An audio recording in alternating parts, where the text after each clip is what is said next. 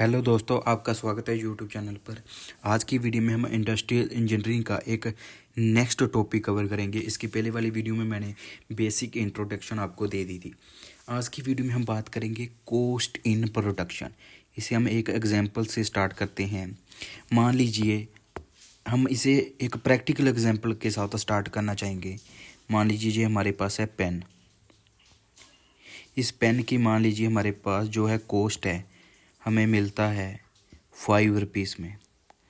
Okay, अभी क्या होता है, क्या ये कौन सी कॉस्ट है, ये कितने में बना पेन। मान लीजिए इस पेन को बनने के लिए कॉस्ट लगी 2.5 रुपीज़। क्या इंडस्ट्री इतने में बेच देगी? नहीं, वो अपना थोड़ा सा प्रॉफिट रखेगी। मान लीजिए उन्होंने अपना प्रॉफिट रख लिया 1.5 रुपीज़, यानी कि जहाँ तक हो गया हमारे पास 4 पीस प्राइस। अभी ये मार्केट में बेचा जाएगा, अभी मार्केट वाले भी अपना प्रॉफिट रखेंगे 1 रुपीज़, तो हमें 5 रुपीज़ का, इसी तरह से अप्रोक्सीमेटली इसकी वैल्यू डिफरेंट हो सकती है। इसी तरह से हमें मार्केट में 5 रुपीज़ का पेन मिलता है, यानी कि इस पेन को बनने के लिए कुछ कॉस्ट लगती है, उनके बारे में हमें जानना पड़ता है। क्यों जानना पड़ता है? अगर हम उन कॉस्ट के बारे में अच्छे तरीके से जान लेंगे तो हम उन कॉस्ट को क्या कर सकते हैं, उन कॉस्ट को कम कर सकते हैं। अगर हम उन कॉस्ट को कम कर देंगे तो क्या होगा, जो जो ये पेन है ये मार्केट में कम प्राइस में बिकेगा। अगर कम प्राइस में बिकेगा तो आपकी जो दुकान है उस पर ज़्यादा जो है कस्टमर आएंगे। जहाँ मान लीजिए कोई नंबर ऑफ जहाँ पर दुकान है, जिस दुकान पर कम प्राइस पर सेम पेन एक दुकान पर ये पेन मिलेगा 4 पीस का, दूसरी दुकान पर ये पेन मिलेगा 5 रुपीज़ का। आप कहाँ से परचेज करेंगे? जहाँ पर हमें 4 रुपीज़ का मिलता है। बेसिकली आज की वीडियो में मैं आपको बताने जाऊँगा टाइप्स ऑफ कॉस्ट के बारे में, यानी कि हमें कॉस्ट के बारे में जानना बहुत ज़रूरी है, तभी हम उस कॉस्ट को कम करने के लिए कुछ रिसर्च कर सकते हैं। उस कॉस्ट को कम करने के लिए हम कुछ रिसर्च कर सकते हैं। ये है आज की वीडियो का मेन मोटिव। सबसे पहली जो कॉस्ट है हमारे पास, वो है हमारे पास प्राइम कॉस्ट और डायरेक्ट कॉस्ट। सबसे पहली हमारे पास जो कॉस्ट है वो है प्राइम कॉस्ट और डायरेक्ट कॉस्ट। पेन की एग्जांपल को ही हम साथ कैरी करते इस कंसेप्ट को समझेंगे। अभी इस पेन को बनाने के लिए हमें कुछ रॉ मटेरियल चाहिए। अभी इस पेन को बनाने के लिए हमें कुछ रॉ मटेरियल चाहिए। ओके, हमारे पास रॉ मटेरियल आ गया। रॉ मटेरियल के बाद हम इस रॉ मटेरियल के ऊपर कुछ प्रोसेसेस होंगे। मान लीजिए मशीनिंग प्रोसेसेस हो रहे हैं, मशीन के ऊपर कुछ प्रोसेसेस हो रहे हैं। उसके बाद इन प्रोसेसेस को कौन करेगा? लेबर करेगी। और ड्यूरिंग द प्रोसेस कुछ इलेक्ट्रिसिटी यूज़ होगी। क्या यूज़ होगी? इलेक्ट्रिसिटी यूज़ होगी। यानी कि ये जो कॉस्ट हैं ये सभी इस पेन के साथ रिलेटेड है, यानी कि डायरेक्टली पेन को बनाने के लिए ये सभी कॉस्ट इंक्लूडेड है। ध्यान से सुनना, ये सभी कॉस्ट हैं जो पेन को बनाने के लिए इंक्लूडेड है। इन कॉस्ट को हम बोलते हैं डायरेक्ट कॉस्ट और prime cost. The cost that is incurred directly in making the product, उसे हम बोलते हैं डायरेक्ट कॉस्ट। इसकी एग्जांपल मैंने आपको बता दी। डायरेक्ट कॉस्ट मटेरियल की, डायरेक्ट लेबर, डायरेक्ट एक्सपेंसेस, जो खर्चे होंगे, इलेक्ट्रिसिटी खर्चा आएगा, जो मशीन चलाएंगे हम। ओके, ये तो होगी डायरेक्ट कॉस्ट। उसके बाद सेकंड हमारे पास होती है ओवरहेड कॉस्ट और interact cost. Overhead cost, interact cost. अभी हम पेन बना रहे हैं, पेन हम किसी इंडस्ट्री में बना रहे हैं। अभी इंडस्ट्री का कुछ रेंट होगा। ओके, इंडस्ट्री में कुछ एम्प्लॉयज़ काम कर रहे हैं, लेबर की बात नहीं कर रहा, कुछ एम्प्लॉयज़ काम कर रहे हैं। लेबर का खर्चा तो उसी में आ जाएगा डायरेक्ट कॉस्ट में। कुछ एम्प्लॉयज़ काम कर रहे हैं, इंडस्ट्री का कुछ रेंट है, जो इलेक्ट्रिसिटी, जो मैनेजर है वो अपने रूम में एसी चला रहा है, उसमें इलेक्ट्रिसिटी यूज़ हो रही है। जो मैनेजर है वो अपने रूम में एसी चला रहा है, उसमें इलेक्ट्रिसिटी यूज़ हो रही है। जो गार्ड है, हमने इंडस्ट्री में गार्ड रखे हुए हैं, या फिर मैनेजर है, मैनेजर तो डायरेक्टली नहीं बना रहा ना, उस पेन को मैन्युफैक्चर नहीं कर रहा, जो हम इंडस्ट्री में रेंट दे रहे हैं, इलेक्ट्रिसिटी की कॉस्ट, ये जो सभी कॉस्ट हैं, ये पेन के साथ इनका कोई लेना देना नहीं है। अगर हम पेन बनाना चाहेंगे, हम किसी इंडस्ट्री को बोलो हमें पेन बना कर दो, हम तो उसे लेबर की कॉस्ट देंगे, मटेरियल की कॉस्ट देंगे, जो थोड़ी बहुत इलेक्ट्रिसिटी यूज़ होगी ड्यूरिंग द प्रोसेस उसकी कॉस्ट देंगे। हमें क्या उस इंडस्ट्री में कितना रेंट आ रहा है, हमें उससे क्या मतलब, उसमें कितने एम्प्लॉयज़ से कितनी सैलरी जा रही है, हमें उससे क्या मतलब। क्या मैनेजर एसी लगा रहा है या फिर फ़ैन चला रहा है, हमें उससे क्या मतलब। यानी कि जो पेन को बनाने के लिए डायरेक्टली जो कॉस्ट इंक्लूडेड है उसे हम बोलते हैं डायरेक्ट कॉस्ट। जो इनडायरेक्टली कॉस्ट पेन की कॉस्ट में ऐड हो रही है उसे हम बोलते हैं ओवरहेड कॉस्ट और इनडायरेक्ट कॉस्ट। अभी देखना, जो डायरेक्ट कॉस्ट है वो तो पेन की कॉस्ट में ऐड होनी ही चाहिए थी। जो डायरेक्ट कॉस्ट है वो तो पेन की कॉस्ट में ऐड होनी चाहिए थी, क्योंकि डायरेक्टली उस पर काम हो रहा है पेन के ऊपर। मगर ये इंटरेक्ट कॉस्ट, एक्स्ट्रा एक्सपेंसेस जो ने कि इंटरेक्ट कॉस्ट, ये भी हम ऐड करते हैं इस पेन की कॉस्ट में। इसे हम बोलते हैं इंटरेक्ट कॉस्ट और ओवरहेड कॉस्ट। यहाँ पर देख लें, सेकंड है हमारे पास इंटरेक्ट और overhead cost. Expenses that do not, यहाँ पर देखना, expenses that do not go directly into making of the product but also necessary। मगर ज़रूरी भी है, इंडस्ट्री चलानी है तो रेंट तो देना पड़ेगा, एम्प्लॉयज़ को सैलरी देनी पड़ेगी, इसलिए इंटरेक्ट कॉस्ट है, डायरेक्टली पेन को बनाने के लिए कॉस्ट नहीं जा रही। इसकी एग्जांपल इंटरेक्ट लेबर, जो काम नहीं कर रही उसके अलावा लेबर को सैलरी जा रही है, इंटरेक्ट लेबर हो गया। इंटरेक्ट एक्सपेंसिव जैसे मैंने आपको बता दिया एसी की एग्जांपल देके। उसके बाद हमारे पास जो नेक्स्ट कॉस्ट आती है, उसके बाद जो हमारे पास यहाँ पर देखना नेक्स्ट कॉस्ट आती है, ओवरहेड कॉस्ट बता दिया। इंटरेक्ट कॉस्ट को ही हम ओवरहेड कॉस्ट बोलते हैं। उसके बाद हमारे पास होती है फैक्ट्री कॉस्ट। कौन सी कॉस्ट होती है? Factory cost. उसके बाद हमारे पास है, यहाँ पर देखो, factory cost. Direct cost plus indirect cost को जब हम ऐड कर दें उसे हम बोलते हैं फैक्ट्री कॉस्ट। इसे फैक्ट्री कॉस्ट क्यों बोलते हैं?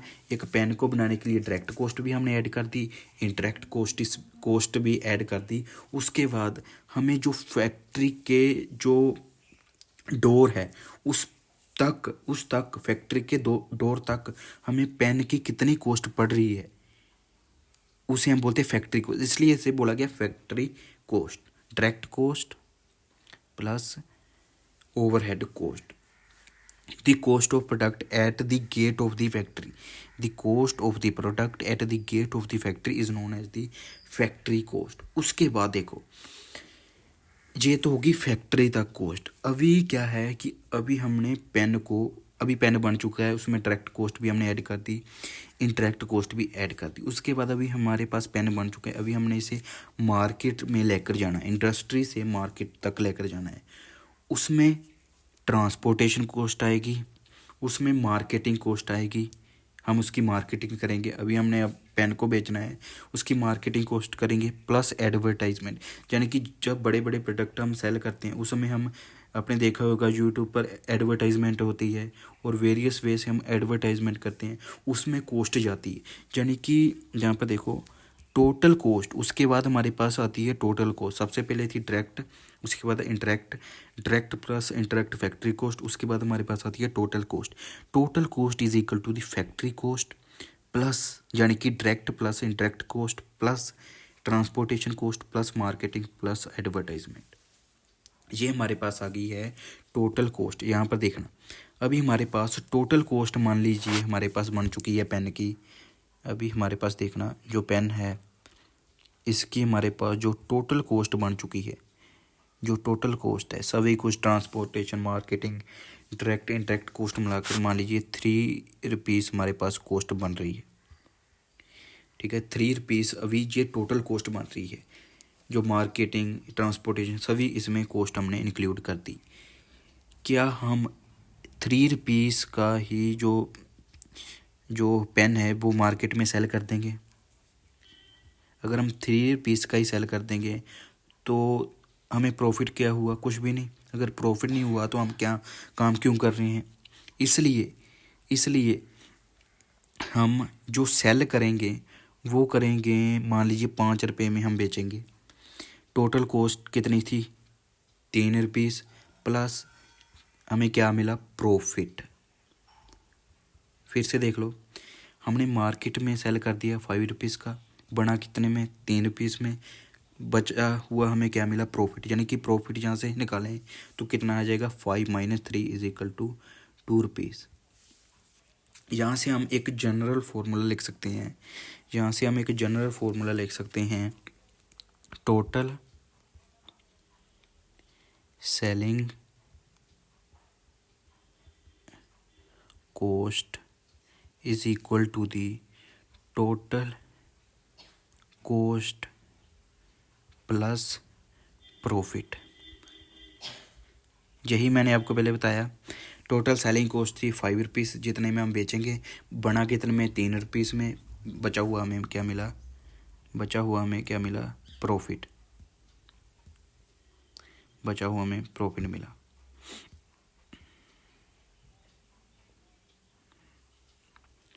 एक मिनट, बचा हुआ हमें क्या मिला, प्रॉफिट मिला। ये है सिंपल सा formula. Total selling cost, total cost, बचा हुआ हमें क्या मिला, प्रॉफिट। उसके बाद अभी मैं आपको टोटल को एक और कंसेप्ट यहाँ पर बता ही देता हूँ। टोटल कॉस्ट को देखने का एक और वे है। टोटल कॉस्ट का आपको मैंने एक बता दिया था, direct cost, indirect cost, transportation cost, marketing cost. Total cost को देखने का एक और वे है, वो भी मैं आपको बता दूं। जो टोटल कॉस्ट को हम इस तरह भी देख सकते हैं, total cost is equal to the fixed plus variable cost.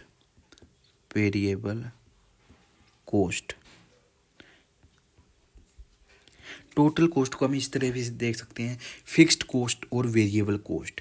अभी फिक्स्ड कॉस्ट क्या है, वो कॉस्ट जो हम कितनी क्वांटिटी बेच रहे हैं उस पर डिपेंड नहीं करती, उसे हम बोलते हैं फिक्स्ड कॉस्ट। एग्जाम्पल क्या है फिक्स्ड कॉस्ट की, एग्जाम्पल क्या हो सकती है फिक्स्ड कॉस्ट की, जहाँ पर देख सकते हैं जो कॉस्ट जितनी हम क्वांटिटी बेच रहे हैं उस पर डिपेंड नहीं कर रही, उसे हम बोलते हैं फिक्स्ड कॉस्ट। एम्प्लॉयज़ की सैलरी, अभी हम मैनेजर को सैलरी देंगे, क्या हम इस बेस पर देंगे कितने हमने प्रोडक्ट को बेचा, उससे तो जितनी सैलरी है उसी उतनी देनी पड़ेगी। जितना हमने रेंट देना है इंडस्ट्री का वो हमें देना ही पड़ेगा, जितना इलेक्ट्रिसिटी का बिल देना है वो तो देना ही पड़ेगा। यानी कि ये है सब फिक्स्ड कॉस्ट, जो कि क्वांटिटी पर डिपेंड नहीं करती। आप चाहे एक प्रोडक्ट बेचो, चाहे 2 प्रोडक्ट बेचो, चाहे 3 प्रोडक्ट बेचो, उसे हम बोलते हैं फिक्स्ड कॉस्ट। वेरिएबल कॉस्ट वो है जो डायरेक्टली क्वांटिटी पर डिपेंड करती है, वॉल्यूम कितना आपने सेल किया, कितने प्रोडक्ट आपने बेचे, उस पर डिपेंड करती है, उसे हम बोलते हैं वेरिएबल कॉस्ट। इसे हम एक ग्राफ से समझेंगे। इसमें देखना, एक्स एक्सिस पर हमारे पास क्या है, क्वांटिटी, क्यू से डिनोट कर रहा हूँ कितनी क्वांटिटी हमने बेची मार्केट में। उसके बाद वाई एक्सिस पर हमारे पास है कॉस्ट, क्या है, कॉस्ट। वाई एक्सिस पर हमारे पास है कॉस्ट। यहाँ से हम स्टार्ट करेंगे। जीरो क्वांटिटी है ना, जीरो क्वांटिटी है, मगर हमारे पास अभी भी कुछ कॉस्ट की वैल्यू आ रही है। क्यों, क्योंकि जो रेंट है उसका खर्चा जाएगा, एम्प्लॉयज़ की सैलरी देनी है, इलेक्ट्रिसिटी का बिल तो आना ही है। ये है फिक्स्ड कॉस्ट, इसे हम बोलेंगे फिक्स्ड कॉस्ट, क्योंकि एम्प्लॉयज़ की सैलरी तो देनी ही है हमने, है ना। इसे हम बोलते हैं यहाँ से लेकर फिक्स्ड कॉस्ट। क्वांटिटी हमने कितनी बेची, 0, मगर हमें कुछ कॉस्ट पड़ रही है। उसके बाद देखो, जैसे जैसे हम क्वांटिटी बेचते जाएंगे खर्चे बढ़ते जाएंगे। जितनी हम क्वांटिटी ज़्यादा बेचते जाएंगे रॉ मटेरियल, उतना हमें ज़्यादा परचेज करना पड़ेगा, उतनी ज़्यादा इलेक्ट्रिसिटी कंज्यूम होती जाएगी, उतने ज़्यादा प्रोडक्ट बनाएंगे, उतनी ज़्यादा ट्रांसपोर्टेशन की कॉस्ट होगी। यानी कि जैसे जैसे क्वांटिटी हम बेचते जाएंगे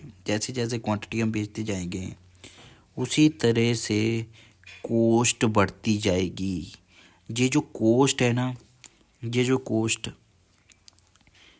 कॉस्ट है इसे हम बोलेंगे वेरिएबल कॉस्ट। ये तो थी फिक्स्ड कॉस्ट, ये थी हमारे पास फिक्स्ड कॉस्ट। उसके बाद ये हमारे पास है वेरिएबल कॉस्ट। कौन सी कॉस्ट, वेरिएबल कॉस्ट जो कि क्वांटिटी के साथ वेरी कर रही है, जो कि क्वांटिटी के साथ वेरी कर रही है। जहाँ पर देखना आगे फिर से मैं इसे ड्रा करता हूँ, फिर से एक बार ड्रा करते हैं, एक मिनट।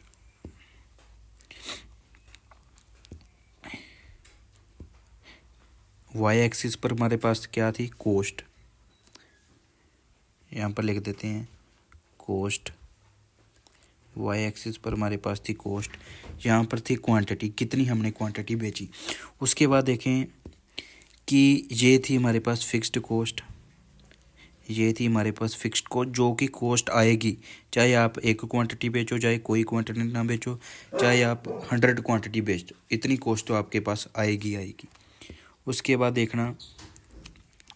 देखना एक हमारे पास थी वेरिएबल कॉस्ट, ये भी मैंने आपको बता दिया, जो कि डिपेंड करेगी कितनी आपने क्वांटिटी सेल की है। जितनी ज़्यादा सेल करते जाएंगे उतना आपका खर्चा बढ़ता जाएगा, उतनी आपको प्रोडक्शन करनी पड़ेगी, उतनी ट्रांसपोर्टेशन की कॉस्ट आएगी। ये हमारे पास थी फिक्स्ड कॉस्ट, अभी मैं लिखूँगा नहीं, ये वेरिएबल कॉस्ट है, आपको पता चल गया। उसके बाद ये हमारे पास थी फिक्स्ड कॉस्ट, क्यों क्या थी, कितनी क्वांटिटी हमने बेची। ये तो आ गया खर्चे के रिलेटेड, कितना खर्चा हो रहा है इंडस्ट्री में। अभी हम एक और ग्राफ ड्रा करेंगे, इसी में ड्रा करते हैं कितनी हमने सेल की, कितनी हमने सेल की, उसका भी हम यहाँ पर ड्रा करते हैं। यहाँ से यहाँ पर देखना कितनी हमने सेल की।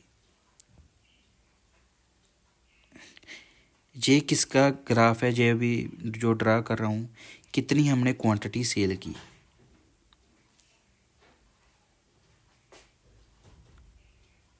ओके, ये है सेलिंग कॉस्ट। कौन सी कॉस्ट, सेलिंग कॉस्ट। इसे मैं यहाँ पर लिख दूँ, ये रेड कलर की आपको पता है फिक्स्ड कॉस्ट है, येलो कलर की आपको पता है कि हमारे पास है वेरिएबल कॉस्ट, और ये है हमारे पास है सेलिंग कॉस्ट। यानी कि सेल करने के बाद हमें ये है सेलिंग कॉस्ट। ओके, आपको पता चल गया अभी सेलिंग कॉस्ट है, सेल करने के बाद हमें कितना प्रॉफिट या फिर कितना लॉस होता है, यहाँ से पता चलेगा। अभी देखना यहाँ पर आपने इतनी क्वांटिटी मान लीजिए बेच दी, आपने इतनी क्वांटिटी बेच दी, इतनी क्वांटिटी बेचने के बाद आपने सेलिंग कॉस्ट आपके पास इतनी आई।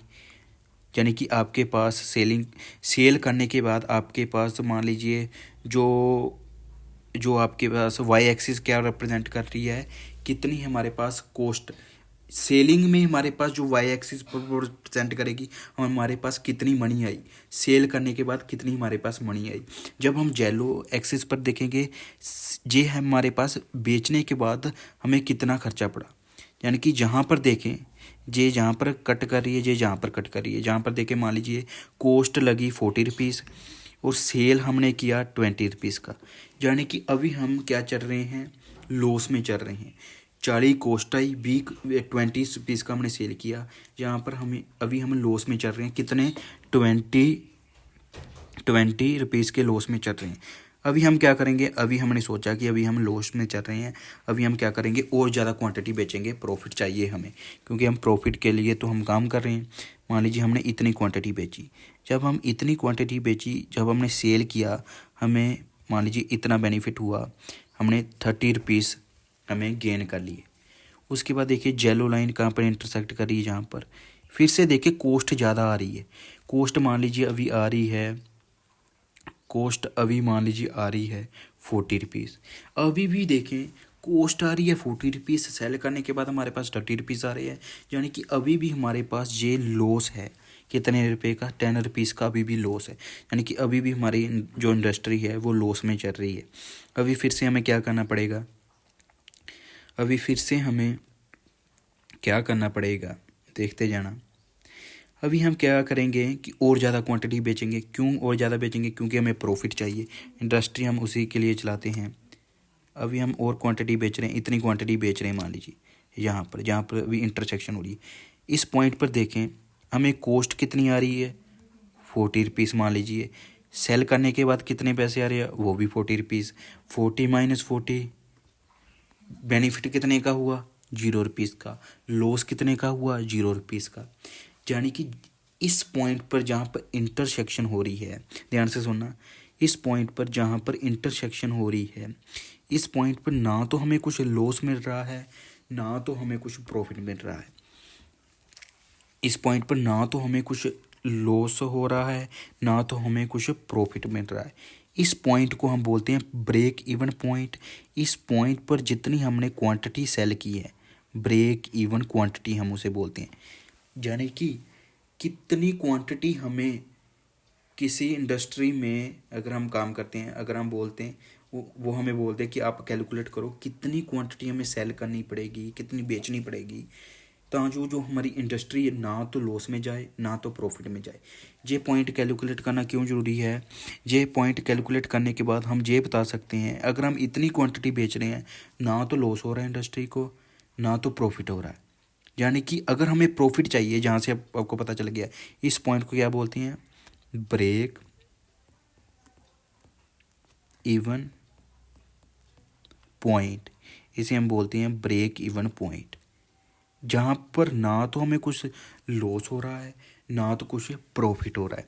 अभी अगर हम इंडस्ट्री में काम कर रहे हैं तो हम चाहेंगे कि हमें प्रॉफिट हो, हमें प्रॉफिट हो। इसलिए हम क्या करेंगे, हम इस रीजन में रहना पसंद करेंगे। किस रीजन में रहना पसंद करेंगे, इस रीजन में। इस रीजन में ध्यान से देखना भी, अगर हम इतनी क्वांटिटी बेच रहे हैं तो ये ग्रीन लाइन रिप्रेजेंट कर रही है हमने 60 रुपीज़ की मान लीजिए बेच दी।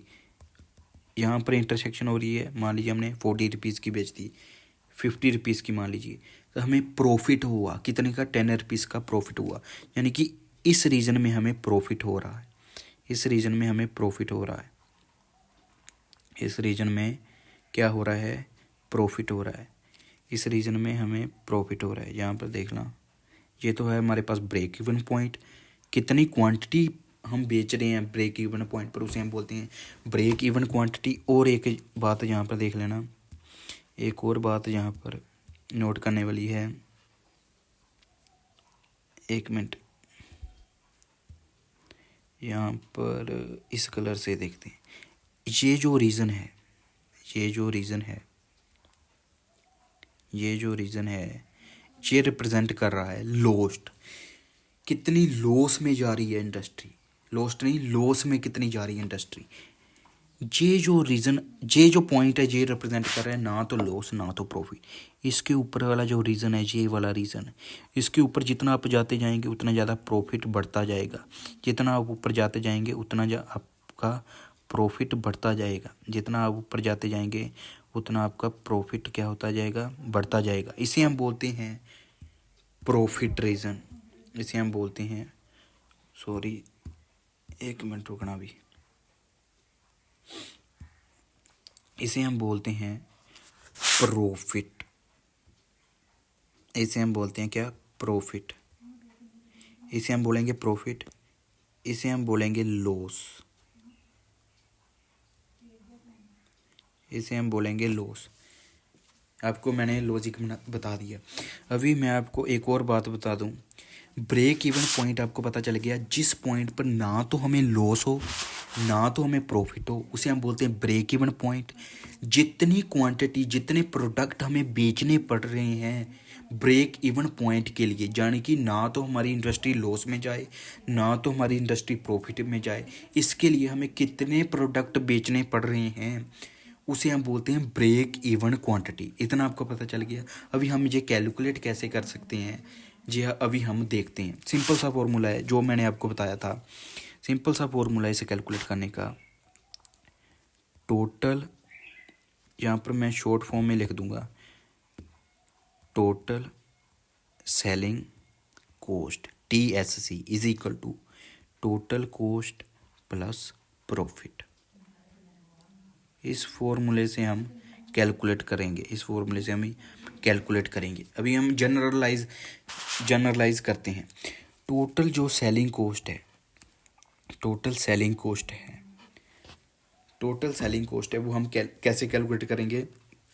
Total selling cost is equal to the total selling cost is equal to the कितनी हमने क्वांटिटी बेची,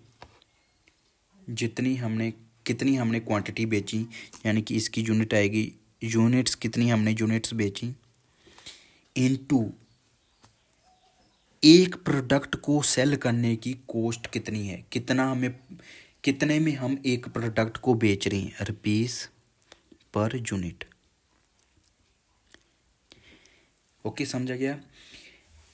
कितनी क्वांटिटी हमने बेची, क्यों, एक प्रोडक्ट को जब हम बेच रहे हैं कितने में बेच रहे हैं, रुपीस पर यूनिट, यूनिट से यूनिट कैंसिल हो जाएगा तो हमारे पास रुपीस में टोटल सेलिंग कॉस्ट आ जाएगी एस इंटू क्यू। एस क्या है, यूनिट सेलिंग प्राइस, एक प्रोडक्ट हम कितने रुपए में बेच रहे हैं। एस इंटू क्यू, क्यू क्या है हमारे पास, टोटल सेलिंग कॉस्ट। ये तो हमने एक कैलकुलेट कर लिया है, ये है हमारे पास total selling cost S into Q. इसमें एस क्या है, इसमें एस क्या है, यूनिट सेलिंग, आगे वाली वीडियो में इसके रिलेटेड हम प्रॉब्लम सोल्व करेंगे। यूनिट सेलिंग प्राइस, इसका क्या मतलब है, रुपीस पर यूनिट, यानी कि एक जो आइटम है हम कितने रुपए में बेच रहे हैं। उसके बाद हमारे पास है टोटल कॉस्ट। अभी देखना टोटल कॉस्ट को ध्यान से देखना, टोटल कॉस्ट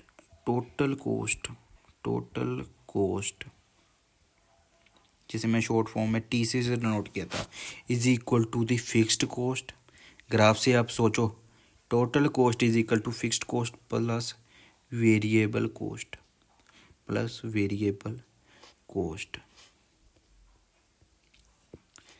आप ग्राफ से सोचो, टोटल कॉस्ट की एक जनरल पॉइंट पर देखो, फिर से मैं आपको बता दूं, एक जनरल पॉइंट पर देखो, हाईलाइटर सेलेक्ट करते हैं, एक जनरल पॉइंट पर देखो, ये जनरल पॉइंट है, यहाँ पर देखो टोटल कॉस्ट कितनी है, फिक्स्ड कॉस्ट प्लस इस पॉइंट पर ये है वेरिएबल कॉस्ट, ये होगी टोटल कॉस्ट। फिक्स्ड कॉस्ट ये वाली इतनी प्लस वेरिएबल कॉस्ट ये वाली, ये हमारे पास आ जाएगी टोटल कॉस्ट। क्या आ जाएगी, टोटल कॉस्ट। यही मैं वहाँ पर लिख रहा हूँ। अभी मैं आपको न्यूमेरिकल एक जो है फॉर्मूला बताना चाहूँगा। फिक्स्ड कॉस्ट है उसे हम एफ से नोट करेंगे, जो फिक्स रहेगी। उसके बाद वेरिएबल जो कॉस्ट है, कितनी हमने क्वांटिटी बेची, क्यों, यानी कि फिर से वही units into variable cost rupees per unit. Variable cost कितने रुपीस की हम एक क्वांटिटी बेच रहे हैं, रुपीस पर यूनिट। इसका क्या मतलब है, एक क्वांटिटी हम कितने रुपीस में बेच रहे हैं, यूनिट से यूनिट कैंसिल हो जाएगा तो हमारे पास वेरिएबल कॉस्ट का हमारे पास फॉर्मूला जाएगा वी क्यू। इसमें वी क्या है, यूनिट वेरिएबल कॉस्ट। क्या है, यूनिट वेरिएबल कॉस्ट, कितने रुपीस में हम एक यूनिट बेच रहे हैं, ये है वेरिएबल कॉस्ट। फिक्स्ड कॉस्ट है जो फिक्स रहेगी। यहाँ पर अभी हम इसे कंबाइन कर लेते हैं। पहले मैंने आपको बताया था total selling cost, short form में फिर से लिख देते हैं, total selling cost is equal to the total cost plus profit. Total selling cost क्या थी, S into Q is equal to the total selling cost is equal to the S into Q. Total cost में हमारे पास आ जाता fixed cost plus variable cost क्या था, V into Q plus profit. ये एक जनरल फार्मूला है जो आपको याद रखना चाहिए। कभी आपको वो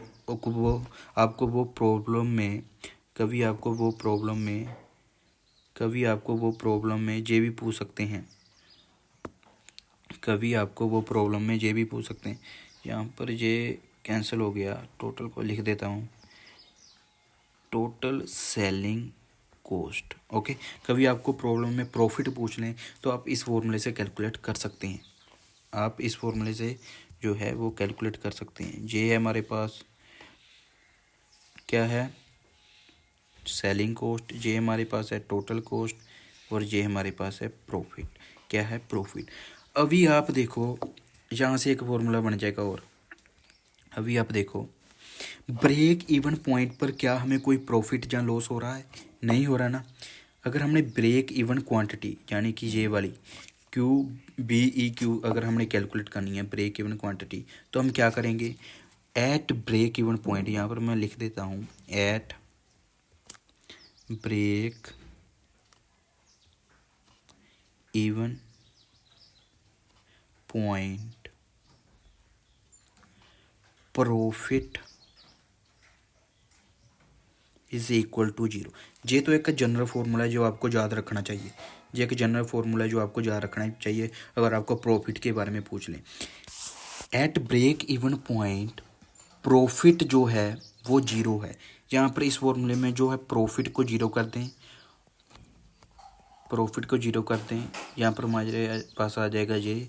यहाँ से इसे फर्दर सोल्व करते हैं।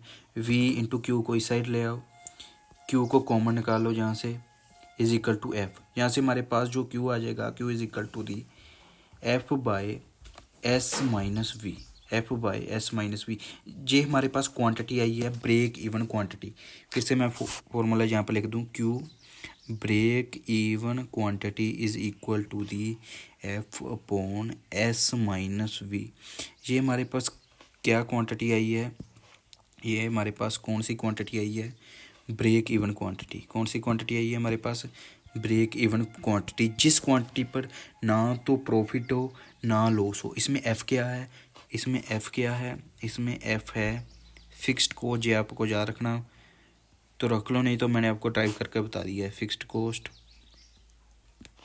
उसके बाद हमारे पास है एस है यूनिट सेलिंग कॉस्ट, कितने में हम बेच रहे हैं प्रोडक्ट को। वी क्या है हमारे पास? Unit variable. वी हमारे पास है यूनिट वेरिएबल कॉस्ट। ये आपको फॉर्मूला याद रखना है। एक अभी लास्ट बात बताऊंगा, उसके बाद वीडियो के एंड करते हैं। इस फॉर्मूले को ध्यान से देखना। अगर हम आप इंडस्ट्री में काम करते हैं तो आप क्या चाहोगे? ये जो ब्रेक इवन पॉइंट है, ये यहाँ पर हाईलाइटर को सिलेक्ट कर लें पहले। ये जो ब्रेक इवन पॉइंट है, ये ब्रेक इवन पॉइंट इस तरफ ज़्यादा हो, इस तरफ।